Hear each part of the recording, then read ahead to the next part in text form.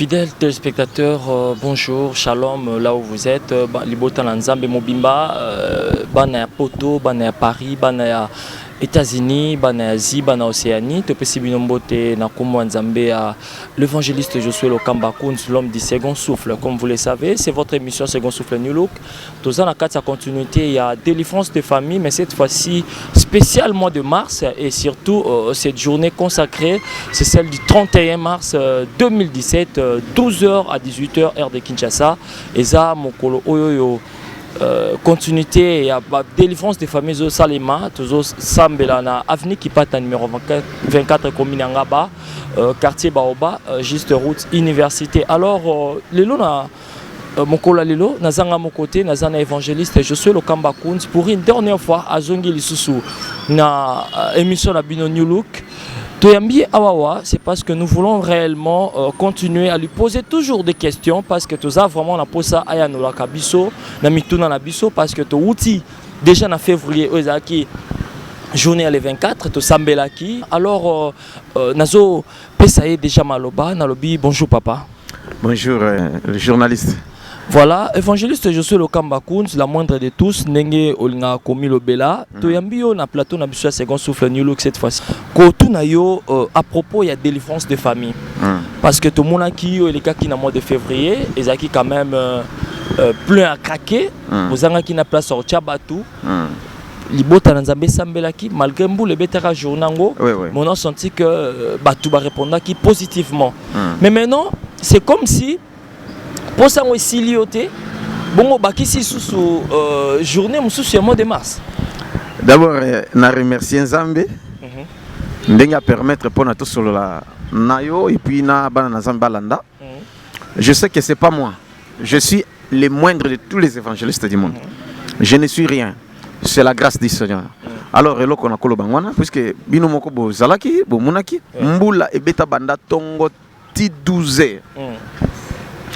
Avenue tondi na mai nani mais batu baye avant 12h na sambula ba combien et mbule donc zo sila batu batondi tina balabala bon mona kibino moko et puis Nzambe a se manifesté ba témoignage tile l'autre toujours récolté ba témoignage pour dire que c'est pas moi c'est Dieu bata maboma batu ndenge na ndenge tout ba malade ainsi de tout Nzamba fungoli ba musuba ba mbongo ba musuba voyager ba musu donc il y a plusieurs témoignages OK moi ya to numéro ngo siko ezate mais du moins ezate posta nanga. Il est vrai, nana posawana, souci ya bato babika. Mais ça posande en Zambie. OK. Je disais souvent des phrases quand Jésus m'avait à Paris. Aïbi Singai, alors ce monde est régi par des lois et des principes dont l'homme doit respecter, vivre les miracles. Et deuxième, les chrétiens sont les plus négligents du monde. Vous comprenez? En plus, il y a encore deux choses et pas dans Zambie. La volonté de Dieu pour l'humanité tout entière est que l'homme soit sauvé et parvienne à la connaissance de la vérité. Et deuxième volonté, l'homme puisse mener une vie paisible et heureuse ici sur la terre.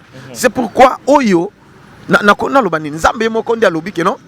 y a encore quelque chose que tu dois insister et faire ça. Mais c'est quoi, Seigneur? La délivrance de tous les esprits de poursuite et de contrôle. Donc, c'est ça. Ce qui est délivrance de tout l'esprit de poursuite et de contrôle, c'est que comme il est sous-thème, il y a délivrance des familles. Bien sûr, sous-thème. Ah oui, sous-thème. Mais ce que autant au bateau, qui est déjà délivré. Pourquoi pas besoin qui tente à kobenga na l'esprit de contrôle wana, na l'esprit de poursuite wana, pour n'était pas que na imalaмо bangonya sunse la mort. OK, c'est Dieu qui fait tout parce que dans mon canal Luc chapitre 11, verset 24 au kitimuke au komona, Yesu yemoko. Azolo babuke soki babingali molimo mabe. Et que me kokende libela te il faut y akozonga et tant y akozonga ce coup que place on a esa vide balaye orné et que cause sous sept autres esprits plus méchants que lui pour na ba ya situation dans les dessous très difficile. Donc biso tozali ko sala moso nzamba zoloba to sala nzambe ne muta okango les angate.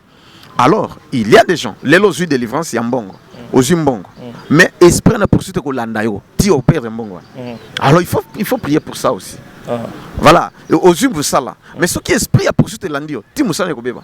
OK. Alors il faut prier pour ça. Voilà. Tant au lobby que Mili mona kendaraté et Kendara mais que c'est renforcé une fois de plus. Ce qui coûte place est vide. C'est-à-dire ce qui coûte aux en distraction. C'est que si je comprends bien, la distraction.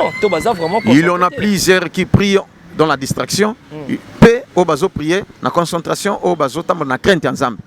Ok, abobondeli ponaye, esprit bimi, mais bindenge ni na garder ni non. Parce que comment garder la délivrance? Parce que toutes choses, on doit les garder. Même les pamboli. Ceux qui nous ont visité, ceux qui ont gardé, tu vas perdre aussi. Ils ont battu belé, ils ont bon belé makas. Ils ont somme ma pango bani tout mais à ça rien, à se retrouver en boko pam.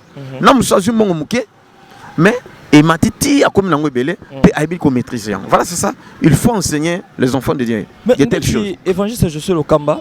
Tout le monde qui pose l'équipe, Moutou et Liboma.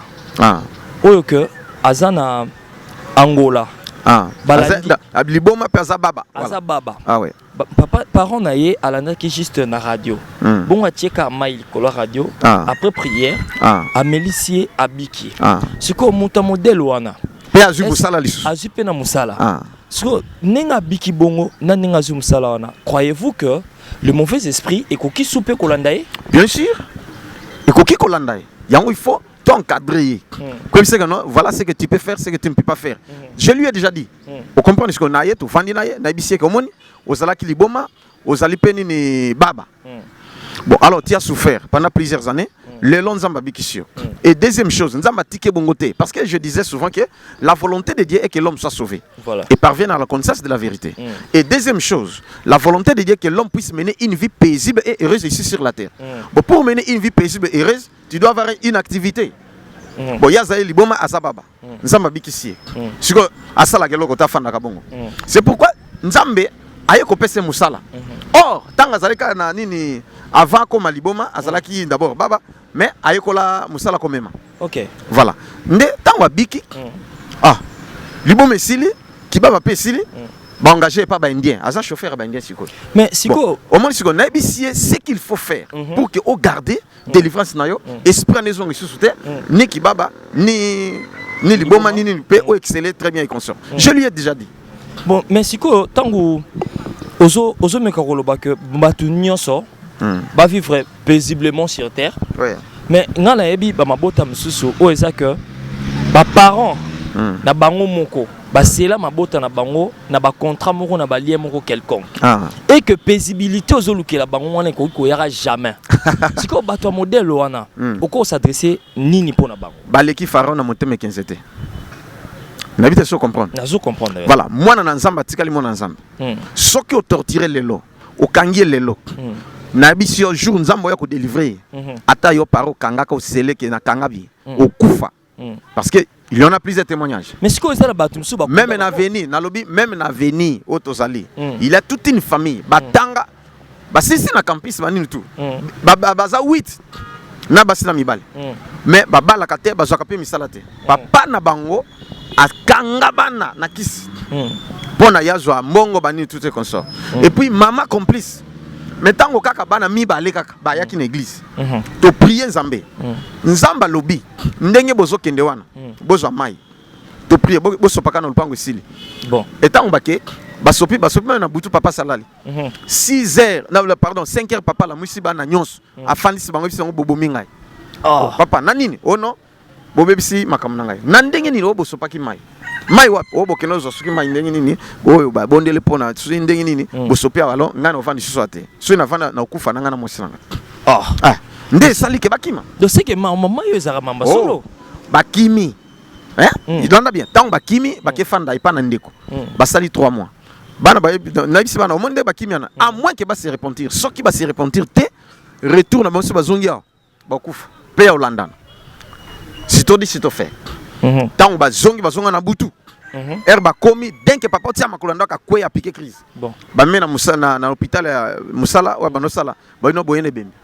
Ba tie na morgue. Jour bembe bimaki ba zolela. Ngai moko na zalaka na moi ça piqué crise.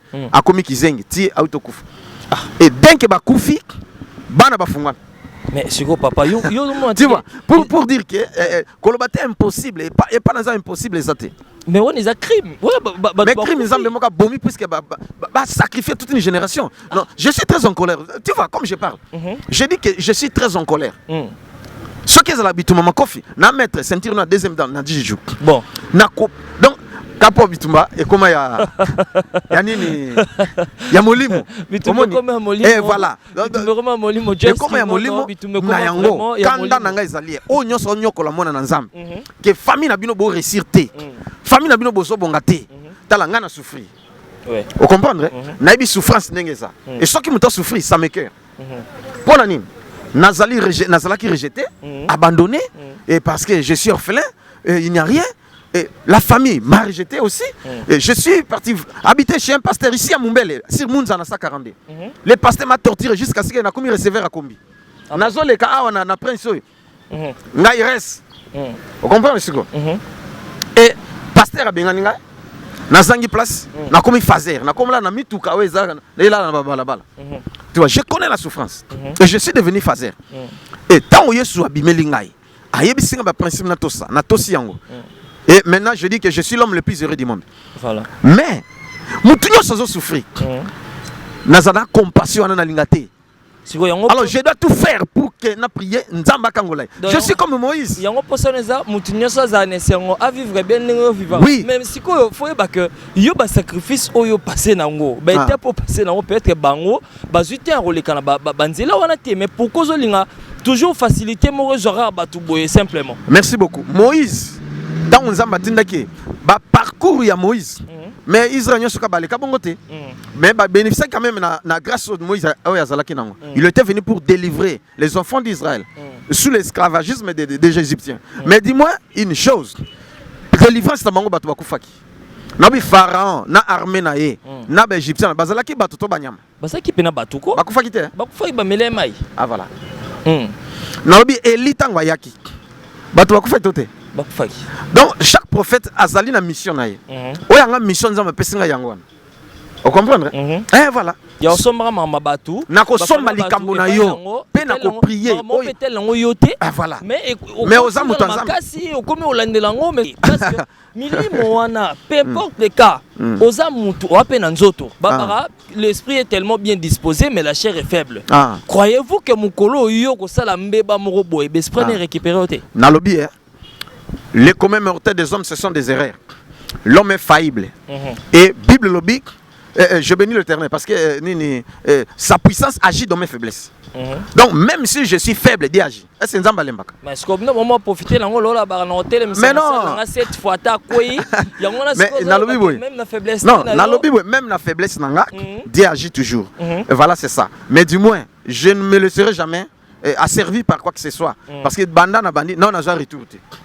Bon Anine, Christ s'est incarné au moi.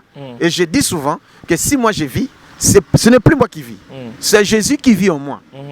Tout ce que je fais, ce n'est pas moi, c'est lui. Alors, il n'y aura en aucun jour, retenez cette phrase, en aucun jour les ténèbres auront de l'avantage sur la lumière. Si moi je suis dans la lumière, en aucun jour, je dis et je répète, jusqu'à ce que Christ viendra, diable à côté qu'elle n'a jamais touché, en aucun jour je dis. Mais si papa je suis le Kamba, Nindo, si vous soyez Satan, bon démon.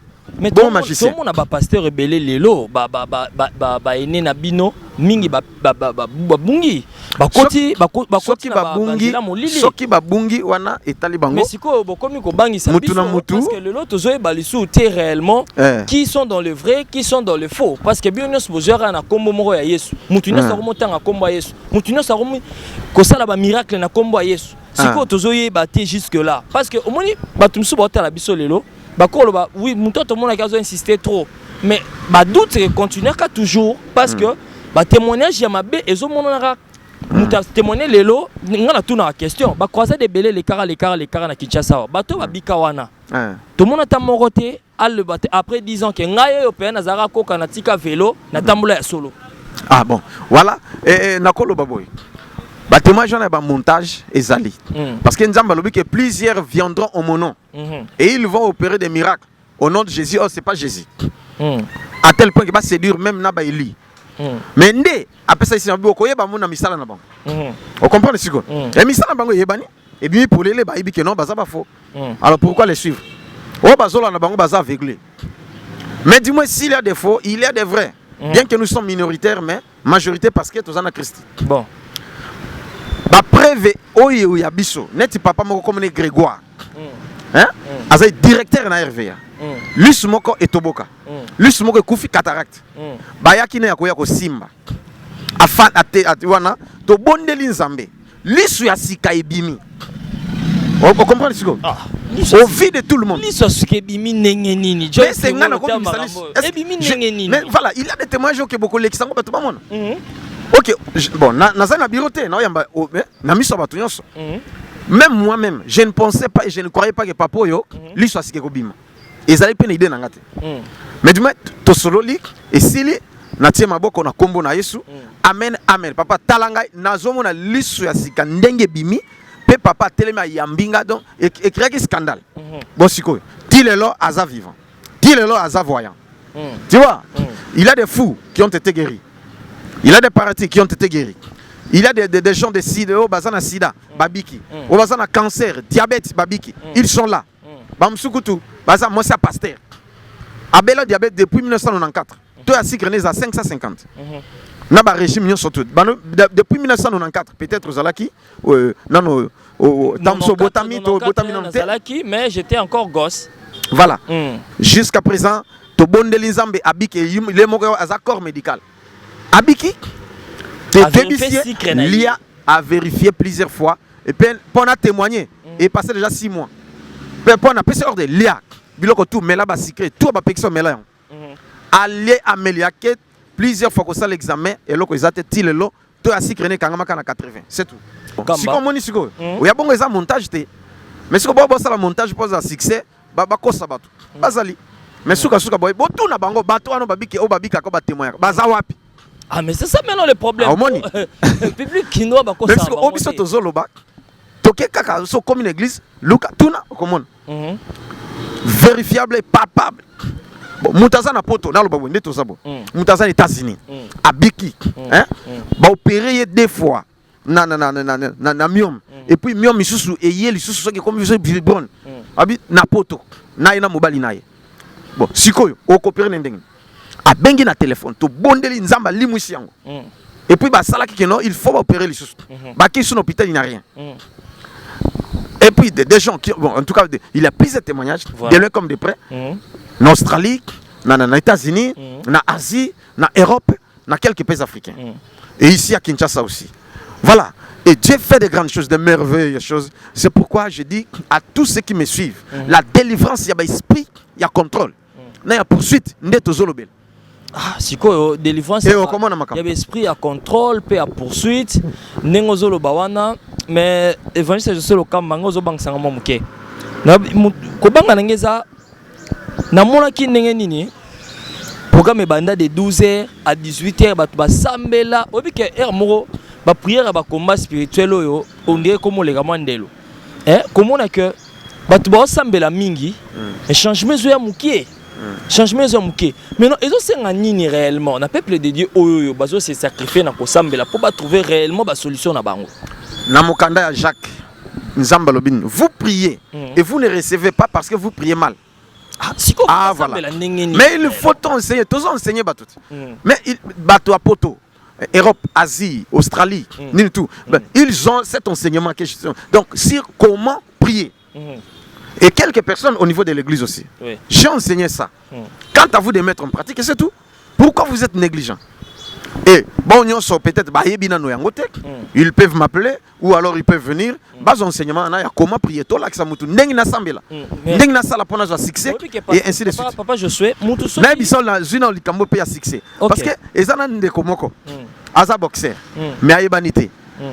Mais si quoi yotango aye to sambe maman ne azana poto na papa ne batu batina ki ya za awa mais tant to sambe li frère le kina délivrance na bi ozawo na sala boxe o sala boxe o sala succès siko na bondeli pona ye na c'est ce qu'il peut faire ake abundi apesi ba ka kutu manager na ya boyaki abunda paf amate chelo paf catégorie na yete mais ake bunda na champion du Congo a PCKO a 8 médailles d'or. Mais est-ce qu'on a un athlète Néonzolo Bawana a coquille jamais causé un mois lititi na simanaye?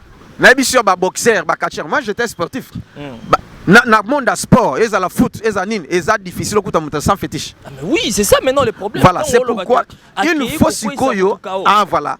akwesi siko mutu yango bazali musulman na bakisi apesi kao chrétien. Voilà, il faut chrétien qu'on a makasoka bada. Joyce Kingono, est-ce que champion on a pena champion on a makasoka ba Samson. Ana moi tsungaluke ya simate. Exact.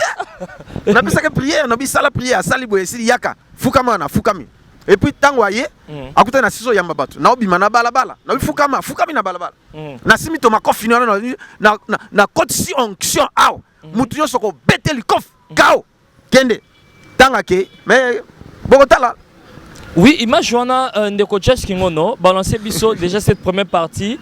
Il y a témoignage au moi parce que on a l'inga qui réellement Libo Talanza Memona. Comment est-ce qu'il a vécu réellement cette miracle? Il y a quoi, c'est champion du Congo, Kao Poye, Azwa médaille. C'est parti tout de suite. Coach Naya Boy. Voilà, coach Aboye. Coach Aboye, Akimi. Akimi. Abi non, na Boy makama soni. Ouais, na okokate. Mais tala siko makama jamais. Voilà. Mais siko coach akomo lukai. Just Kingono Charles Kunz, la technique. Pour balancer ce élément, nous rentrons juste après pour essayer un peu de cheater.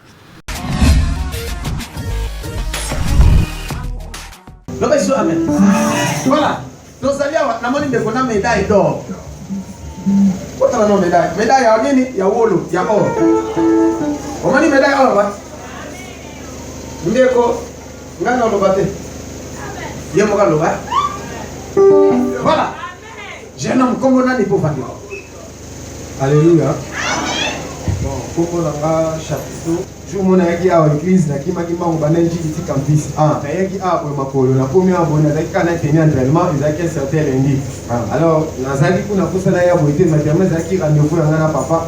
Yamo na père fona ya. Akutaka libanda na kuté papa libanda papa assemblée lipo na na FC kina na komba, abisinga kende kokunda kokokani. Na kiboye na combien na beba coach wana a considérer ngati. Tongi wana babina ngaka ka bon ça bon, mais le biara na tongo. O mata pesé et tout consort, nyo so wana total ngo après. Na combien na boye na mata pesé c'est placé na pour catégorie de kitate boye. Et vous dans la série 3 jours na liate na so melaka ba gym mais comment c'est fait catégorie de kitate. Ngabi bon pour nyo so kundanga na kundaka. Na komi sko na c'est placé tu na komi milou. Na komi na c'est placé tu na boye ba classer nga wana ya ba sali classement le ba sa classement ba longo li kombo na. Ote na catégorie yo zali mutu déjà meilleur champion na compte ya ba université donc yo temo ye na compte ba université mutu déjà meilleur champion na catégorie na moi to tsayo ezate toujours na to sortiso bunda la lou na la lou ndeni na milu pas sortiso mbanga ke bunda na lou nga bina za na catégorie wana te moi na bunda na catégorie wana ezate journal mo en tout cas boxer bazaka na ye na zaki délaissé atunyo so babwa kisinga même ba o na contact sur ba babwa kisinga na ba atunyo so coach n'a pas d'habitude à Oyate et comme il joue à combat, il y a gagné l'équipe demi-finale, il a bondi dans la catégorie lourd. Alors l'adversaire a plus de 87 kg, alors on a 157 kg. Pour la côte dans lourd, il a plus ou moins 82 kg. Je l'ai comme il vous il va tout gagner. Et comme il a première round, on a posé qui est KO. Jour à finale, il fallait qu'il pèse dans ton repos, avant qu'on n'a pas qu'on m'a tapé. La comme la première round, l'adversaire n'a pas qu'on reçoit été. Parce que na fandi boyo na tali boyo mai laisse on repère na mai là Mayo alors mai ozaki mayo ya coach te mayo tali wapi pas mon salaire mais on peut ça mai nga siko yo ezaki na mot tricage jamais pas to na yaki na mo bazaki na posa te na so titre pour bon peut pas bunda mo baswate siko yo na senti pena que non nzambe mo mini na mo na ko de ba manager na nga to poki impossible na nga alors on a fandi bonheur on va faire ça main na petit frère na ngazaki wana bimsi des autres main na ngade ba bombi yango et mon na souste et mon unité bungi baba lo pesa main msusu petit frère na ngana pacheti manager na ngaya jima yango mamoko na yeso ngo sopela ngo nyonso sopeli ngo nyonso na yebisa yo ko epesa ki donc na ebité atikala ko so swelo na ngati haleluya na bonne ressuscité atikala ki ko swelo na ngata na bimina nous avec ta makaona premier round mais na bundi neti na troisième round na jouer médaille yemo kwa za surpris donc a gagné aza surpris na plus champion du Congo votre champion Bonukaka Yerio Israël aïe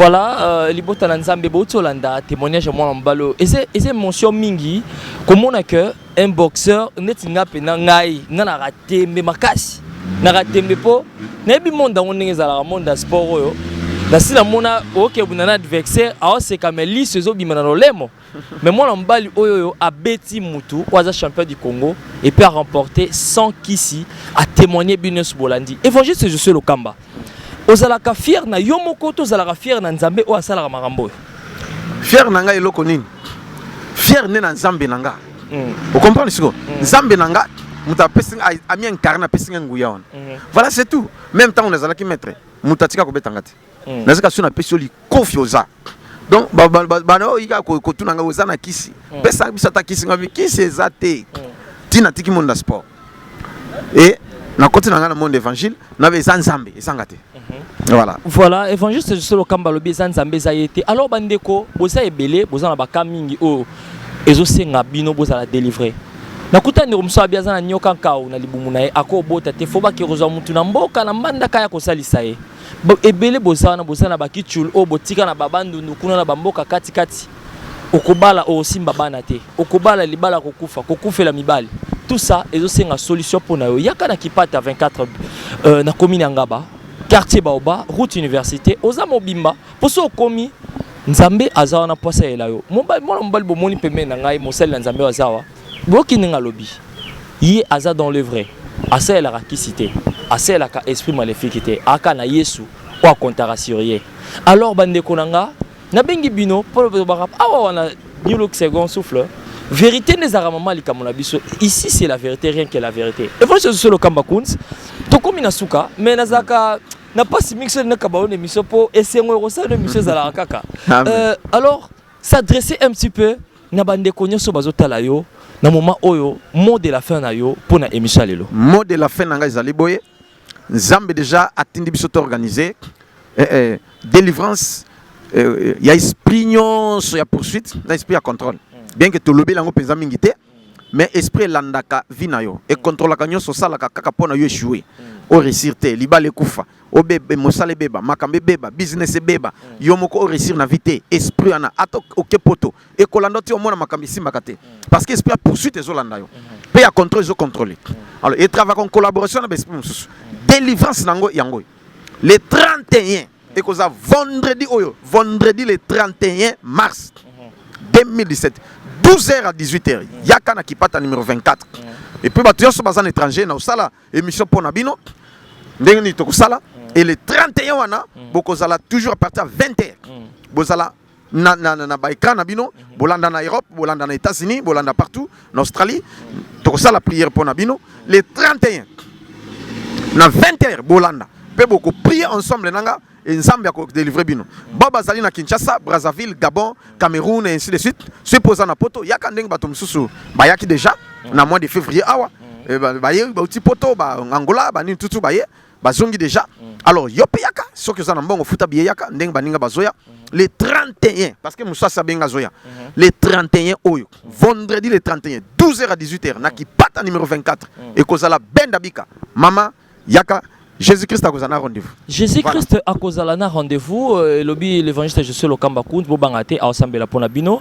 Je vais juste rappeler le programme que tu sangalaka chaque lundi de 18h à 20h et sa prière et intercession puis de délivrance et second souffle. Le mercredi idem et sa prière et intercession puis un enseignement. Le vendredi et sa intercession sur Makasi de 18h à 20h et puis dimanche et sa kilt ou ya kafu ya adoration au totonda kanzambe na katia église même Maranatha mission. Alors, tu comme réellement Nasuka.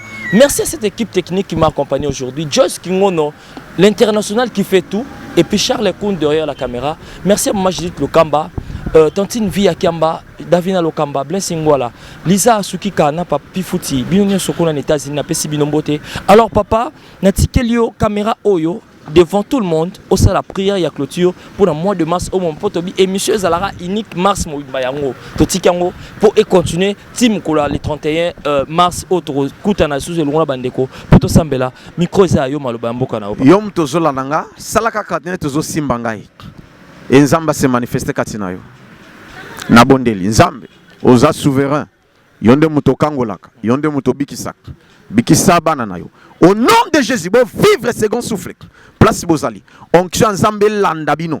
Au nom de Jésus bon vivre miracle délivrance ekota nyonso contrôle ka vie na yo nyonso landela ka vie na yo nzamba corriger au fungwama au vivre une vie paisible et heureuse ndenge na déclarer même maladie na yo limwa na kombo na Jésus Christo boyamba oyo bino bolizana besoin nango na kombo na Yesu amen. Amen. Merci à tous les téléspectateurs qui nous ont suivis. Je rappelle une chose, entrée gratuite. Koya to sengi imposition mbongo te to sengi yana elo côté yo yaka kaka na motema na yo disposant pour la Nzambe a obikisa yo pour ngandi ko rabino khondingwala to kute na mois d'avril prochain. Ciao.